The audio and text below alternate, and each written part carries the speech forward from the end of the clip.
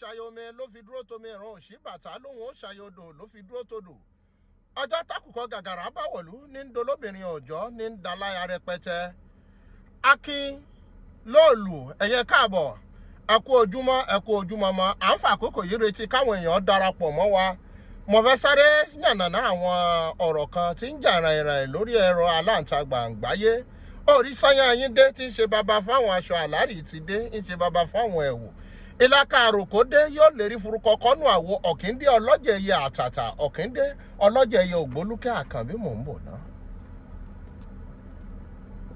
ẹ̀yà wá gbọ́dọ̀ òkú lọ́ọ́ ọ̀jẹ̀ ní àgbà nílẹ̀ ẹ̀jẹ̀ sọ̀rọ̀ ní yóò ẹ̀ jáde àdìwálé. gbogbo ọba aládé o ẹ̀dàpọ̀ ẹ̀yà mi létí fún ọmọ yìí bá pè yín bá kí n sọ̀rọ̀ kan ní. gbogbo ẹ̀yin bàbá mi ẹ̀dàpọ̀ àdìwálé ọmọ yìí bá pè yín bá kí n sọ̀rọ̀ kan ní. gbogbo ẹ̀yẹ wá mi ẹ̀dàpọ̀ àdìwálé o àbúrò yìí bá pè yín bá kí n sọ̀rọ̀ kan ní. gbogbo ẹ̀yọ ọ̀rẹ́ mi ẹ̀dàpọ̀ ìjájọ́ sàṣọyẹ ìjájọ́ fíjọ́. gbogbo ẹ̀yà fúnra lẹ́yìn mi ẹ̀dàkùn ẹ̀já àdìwálé o ẹ̀wẹ́ fọwọ́rẹ́wẹ́rẹ́ lágbàdẹ ọ̀yà àbí wọn fẹ́ wí.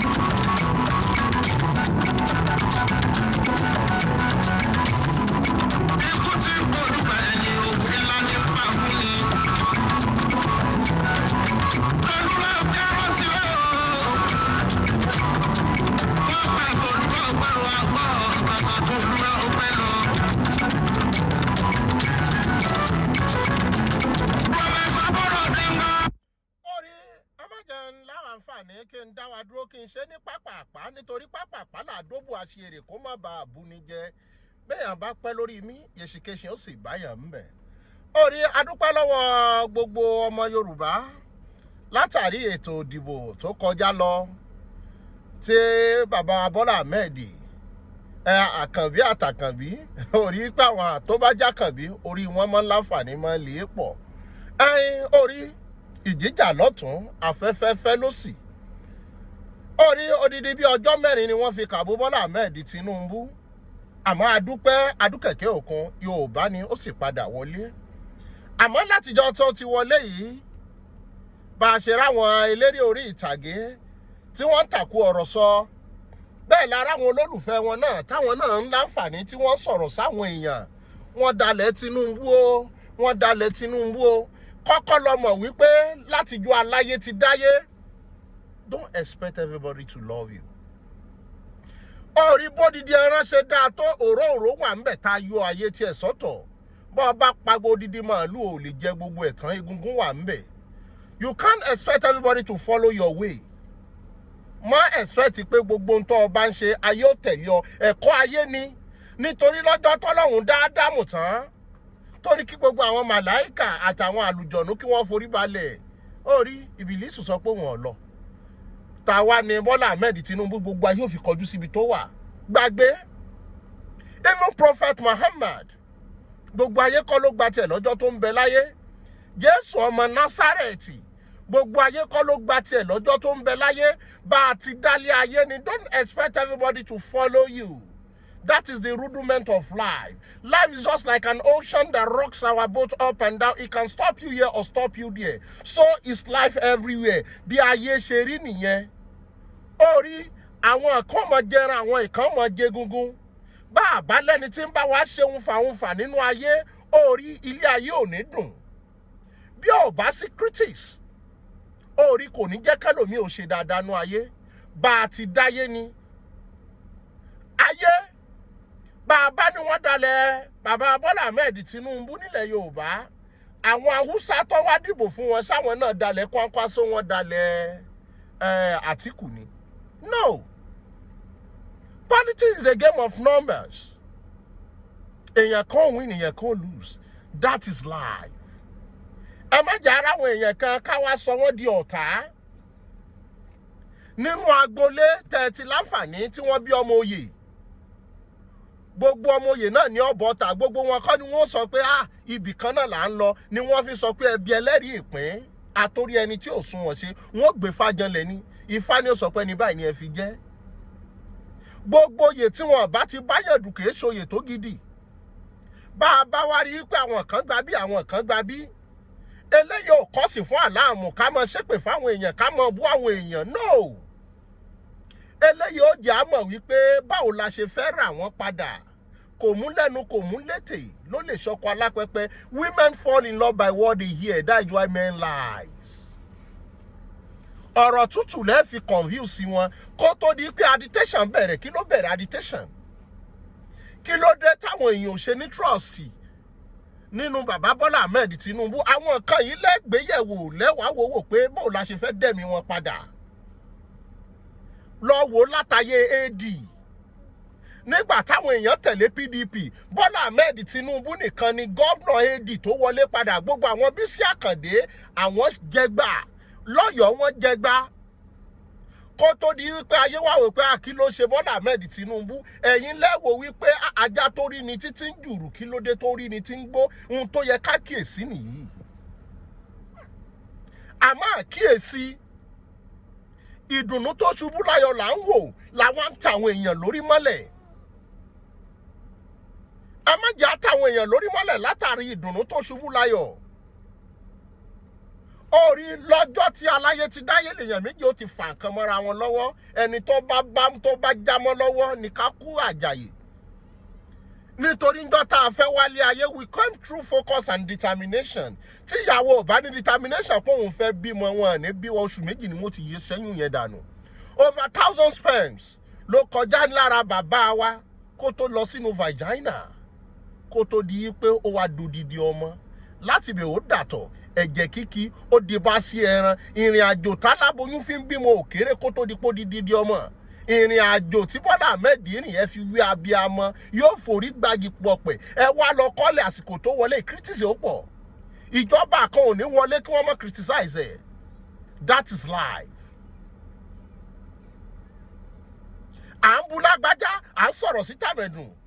Ó rí lọ́jọ́ yìí, ohun tó fà á náà ni wípé lọ́jọ́ tí APC wọlé, àwọn ló jẹ́ kí ayé sú oníkálùkù. Lọ́jọ́ tí PDP fayé sú oníkálùkù láyé kọ́ yìí kúrò lọ́dọ̀ wọn. Lọ́jọ́ tó di pé APC wọ́n wọlé, àwọn Fúlàní gbéyàn pa, wọ́n jíyàn gbé, láyé wò pé kò sésòrè Násárẹ́tì. Èso ore tí ò sí ń bẹ̀ láyé ló àfẹ́ẹ̀tì bàbá Bọ́lá Ahmed Tinubu. Ló fi jẹ́ wípé ńgbà tí Peter Obi ó bọ́ta, ó lọ bọ́ta lára innocent party. innocent party. Orí PDP, APC, ayé ti tọwò, wọ́n ti róró ti korò mọ́ wọn lẹ́nu, láyé fi boycott.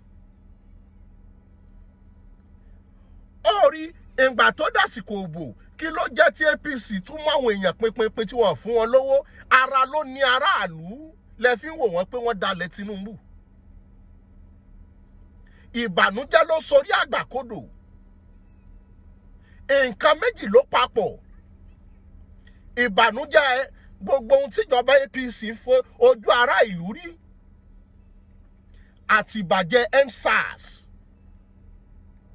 ló jẹ́ kọ́pọ̀lọpọ̀ wò pé irọ́ o wọ́n dalẹ̀ Tinubu. Ẹwà tọdún táwọn èèyàn ti ń tẹ̀lé Tinubu bọ̀. Lọ́jọ́ tí Bọ́lá Ahmed Tinubu mú Buhari wá, gbogbo ayé tẹ̀lé wọn lọ́wọ́ kan ni. La fi pè ní change. Wọ́n májìn pọ̀ láti defeat PDP. A ní ACN. A ní party CPC. A ní NNPC. Gbogbo wọn ni wọ́n match pọ̀ láti defeat PDP. Kí ló dé? Nígbà náà ni pé PDP wọ́n ṣeun táràlú ń fẹ́, wọ́n ti ríra wọn bí lion among the other animals, among other political parties. They are the giants. They rule for over 16 years. And people are fed up. Bí wọ́n ṣe wá fed up yẹn, ìnira táwọn èèyàn wá rí nínú APC láàrin ọdún mẹ́jọ yẹn, ó ti dógógó ẹ̀mí. Látijọ́ tá a ti create Nigeria. Victimization táwọn èèyàn rí láàrin ATS tinú Buhari ó pọ̀. And we said Nigeria is our country where our parents were born. In the place of joy and pleasure, where is the joy and pleasure? We said never can we abandon our country. A lot of people have abandoned their country. That is where we hear the slogan, Japa. Wà lọ kọ́lẹ̀, agboléwo ni ò ti sí Japa. Bó tilẹ̀ wù káwọn èèyàn tòṣì tó nú agbolé kọ̀ọ̀kan, àwọn èèyàn ń gbowó nàpó láti Japa because they don't see any future. Future yẹn làwọn èèyàn ò rí nínú country tí wọ́n ń pè Nàìjíríà ni wọ́n fi dàbí pé wọ́n vote fún APC. Gẹ́gẹ́ bí orúkọ tí bàbá Bọ́lá Ahmed Tinubu jẹ́ tó pè ní hope. If people could see the hope and the reformer, let me tell you, people will start rethinking, joining back APC. Ṣé báwọn èèyàn ni? Àwọn èèyàn níjọ́ tá a bá rí gbádùn ọjọ́ méjì á gbàgbé ìyọdún mẹ́wàá. Tá a bá rí gbádùn padà ẹ́ rí páwọn èèyàn ò ní sober. Attacking people on social media won't make people to love Tinubu. That is the bitter truth. Orí wá gbà kàrà wá gbà nùndú lèèyàn fi ń fojú ọmọdé mọ́ra. Kìí ṣe no. There's what you call comforter. Orí ẹni tó na ọmọdé tó bá ìwọ tó na ọmọdé tó bá mú ọmọ tó ra oyin tó ra sweet fún, he or she will surely come back to you. APC ló bà wá lójú jẹ́, ẹ jẹ́ kí APC tún wá lójú ṣe. I don't abide with the wọ́n dalẹ̀. No. Àwọn èèyàn kan dalẹ̀ PDP lánàá náà ní APC fi wọlé. Orí Peter Obi tó bá jẹ́ pé abẹ́ what do you call this party? PDP ló ti jáde, kò lè rí sympathy nítorí sympathy àwọn èèyàn wò pé let's try this because people are fed off of APC and PDP. Ohun tó yẹ ká notice nìyẹn, ká dẹ̀ ṣiṣẹ́ tọ̀ wípé báwo la ṣe fẹ́ ṣiṣẹ́ tọ̀ láti win ní àtàwọn èèyàn padà láti wòye pé ṣáà lè délẹ̀ lérí, ṣáà lè rí comforter because people don't believe in all this political party anymore. Àìní believe àwọn èèyàn yóò jó dàbí pé wọ́n vote fún Tinubu. Who is Peter Obi? Between Atiku and Jagaban. Who is he? Àwọn méjèèjì dàbí trailer tẹ wá gbé car àbí machine sí wọn láàrin wọn àtẹ pa ni. But sympathy táwọn èèyàn ní láti bí victimization ló jẹ́ káwọn èèyàn wò pé ẹjẹ́ á rí bí optional. Obi is not I don't see Obi as an angel. But what it be optional? They are fed up of this called APC and PDP. That's what really aspired. So, no. Oyo State, they recorded a good margin. Even Ogun State. But the party ló ní problem. Ibi tẹ́ ti máa mọ̀ pé party ló ní problem. Ọlọ́kadà ń wọlé nínú àwọn Labour Party. Kí ló fi campaign? Ẹni tí ò lo ẹlòmíì gan ò mọrúkọ ẹ̀. Àwọn ibì kan wà ní Lagos State tó yẹ pé Labour Party wọlé. Bóyá senator àbí rep. Ta ló mọ̀? Kò campaign. They don't know him. Sympathy ní pé Labour ní gbogbo afẹ́ tẹ̀ka fún.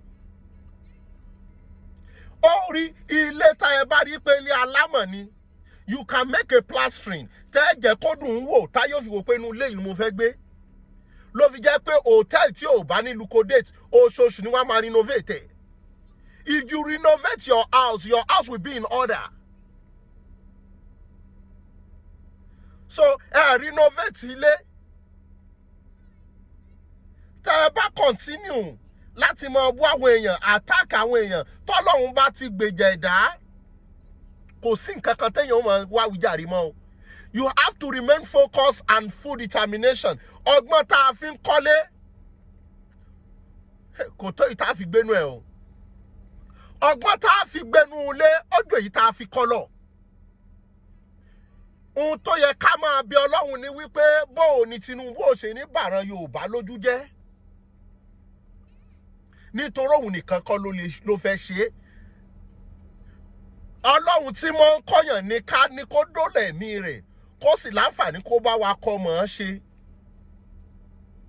Ṣé rí gbogbo èyí tá à ń ṣe lórí social media lágbájá support wa àwọn àtàkì àwọn onítíátà àtàkì ara wọn. Ó rí America bí wọ́n ṣe wà nínú the richest country. There are still some people crying in poverty circle. Tinubu wọlé, kíní kan wọlé, ìyẹn ò ní kó rówó yẹn títí o. Ọmọ, double your hustle. You double your hustle. Lágbájá wọlé yẹn ò ní kó rówó yẹn títí. Tàmẹ̀dún wọlé yẹn ò ní kó gbówó fún ẹ. You have to be industrious. Ẹni tí ó bá là láyé Tinubu ni ó là, èèyàn tí ò ní là ò ní là. Tinubu wọlé yẹn ò sọ pé kí gbogbo wa dolówó.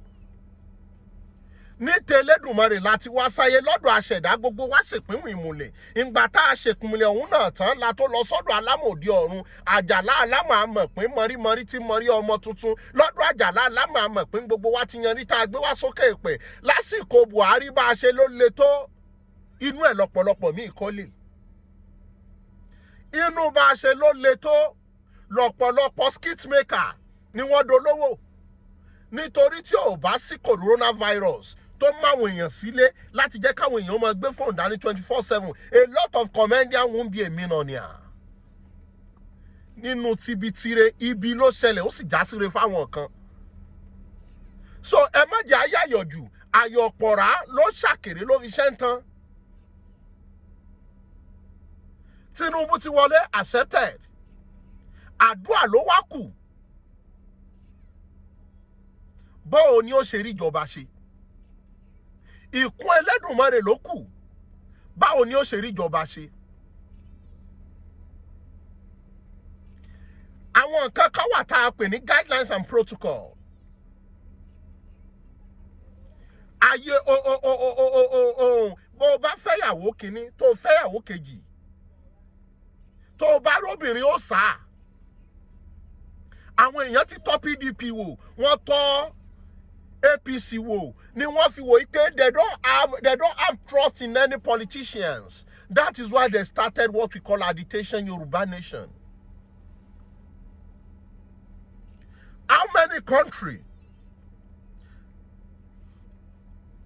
can you see what happening in our own country, whereby you can't sleep with your two eyes? You can't travel. Everybody is running helter-skelter. What is the value of naira to dollar? How much is a bag of rice? One pieces or one pair of Titus is 2,000. Titus Titus 2,000. Elo la fẹ́ fi sebe. People are crying in poverty circle.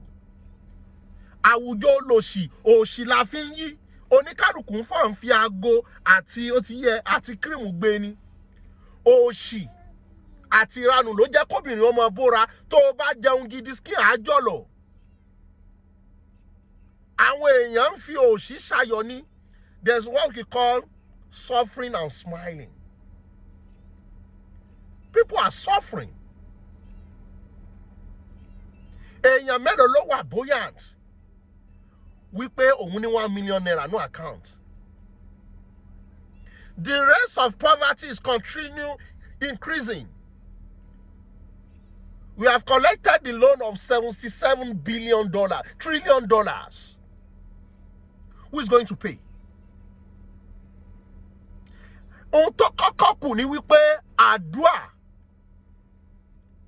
wípé bàbá yìí ti débẹ̀ báwo ni ó ṣe ríṣẹ́ ṣe. Attacking people á jẹ́ káwọn èèyàn rí ìjọba yìí bí pé ìjọba yìí àwọn wo ló fẹ́ ṣèjọba gan. Kò wá síbi Tinubu ṣe wà ń bẹ̀ á jẹ́ pé ojoojúmọ́ lẹ́ẹ̀mọ́ attack àwọn èèyàn because people will criticize. PDP will criticize, Labour Party will criticize, a lot of party will criticize, an individual will criticize, social media houses will criticize. Will you be coming after them every day? No. They criticize Buhari to the extent Buhari is not Buhari, is a Sudan from, is a Jubril from South Sudan. Orúkọ wọn pé Buhari tán. Ṣé Hausa mélòó ló wá ń jáde? Yay! Waka, Yeshege, kíní kan àwa Yorùbá. Let's utilize our brain and make use our senses.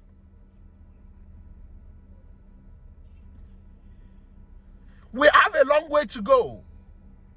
And we have a lot of obstacles and challenges. Àkọ́kọ́, iṣẹ́ tó wà ńlẹ̀ yìí. Ṣé yìí bàbá yìí lè rí ṣe láàrin ọdún mẹ́rin? Tá a bá tẹ̀rí gbogbo àwọn agitators pé okay ẹ jẹ́ á sinmi ká má fi ẹnu pa ìràwọ̀ tó wà ń tà yìí. Notwithstanding ohun tó ti bàjẹ́ láti 1999 up to now, up to date, do you think it's an easy tax to amend? Do you think dollar will move from 740 per $1 and in a day it will move to 200 naira? It's not an easy one. Could you just believe rice will just move from 30-something thousand and move to 7,005? It can't be easy. Because we have a lot of debt. Do you think all the thieves in government, in all government parastatals, are they going to withdraw at once? It won't be easy.